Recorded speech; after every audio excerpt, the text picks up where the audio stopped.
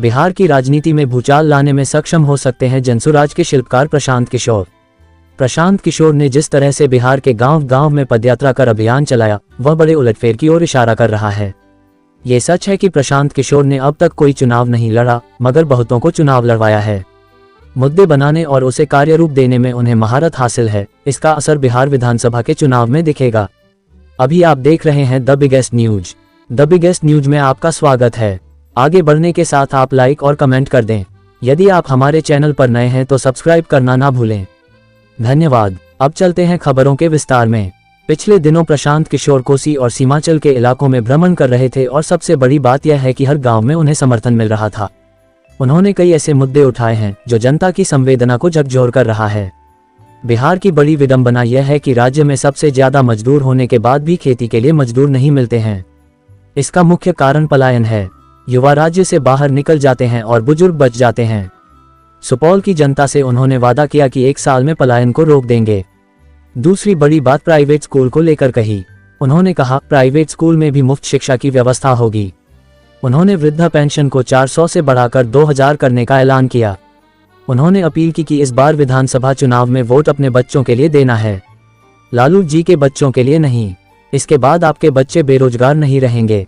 जनसुराज के शिल्पकार प्रशांत किशोर ने सुपौल की जनता के सामने ऐलान किया है कि 1 साल और उसके बाद आपको अपने बेटे, पति, भाई को मजदूरी करने के लिए दिल्ली मुंबई नहीं जाना पड़ेगा। जनसुराज ये सुनिश्चित करेगा कि बिहार के युवाओं को अपने राज्य में ही कम से कम 10-12 हजार का स्वरोजगार उपलब्ध हो, जिससे उनको अपने परिवार को छोड़कर दूसरे राज्य में मजबूरी में मजदूरी करने नहीं जाना पड़े।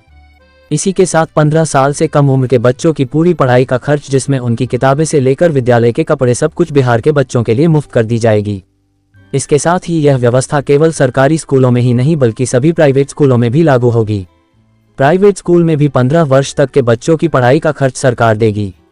ऐसी व्यवस्था हम करेंगे। इस दौरान उन्होंने डभारी स्थित दुर्गा मंदिर पर त्रिविध के कार्यक्रम आयोजित किया। कई जगहों पर फूलों की माला और अंगवस्त्र पहनाकर लोगों ने उनका स्वागत किया। कटिहार में उन्होंने कहा कि मेरी सरकार बनेगी तो बिहार में सर्वप्रथम शराबबंदी खत्म होगा। कोड़ा में प्रशांत किशोर ने बताया कि आगामी 2 अक्टूबर को उनकी पार्टी की घोषणा कर दी जाएगी। प्रशांत किशोर ने कहा कि पटना में जिस दिन पार्टी का ऐलान होगा उसी दिन 10 वर्ष का विजन डॉक्यूमेंट भी जारी किया जाएगा। राज्य को लेकर अपने विजन के बारे में उन्होंने कहा कि देश के प्रथम 10 राज्यों में बिहार को शामिल करना उनका लक्ष्य है। के लिए नहीं, मंदिर मस्जिद के लिए नहीं, एक बार वोट अपने बच्चों के लिए दो। अब ज्यादातर आदमी को बुझाया नहीं, बच्चा के लिए वोट देने से क्या होगा। हम आपको बताते हैं क्या होगा। आप अगर वोट दिए तो चाय बेचने वाले मोदी आपके वोट के ताकत से देश के राजा हो गए।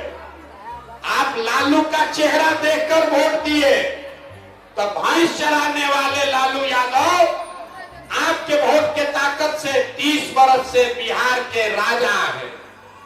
आप नीतीश का चेहरा देखकर वोट दिए तो बैठ के लड़का नीतीश कुमार 19 वर्ष से आप पर शासन कर रहे।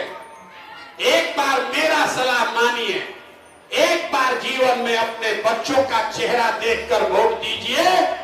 आपके वोट में इतना ताकत है, आपका बच्चा भी बेरोजगार नहीं रहेगा। लेकिन वोट अपने बच्चों के लिए देना, लालू जी के बच्चा के लिए नहीं, मोदी के बच्चा के लिए नहीं, अपने जात के लिए नहीं। यही रास्ता बताने आए हैं।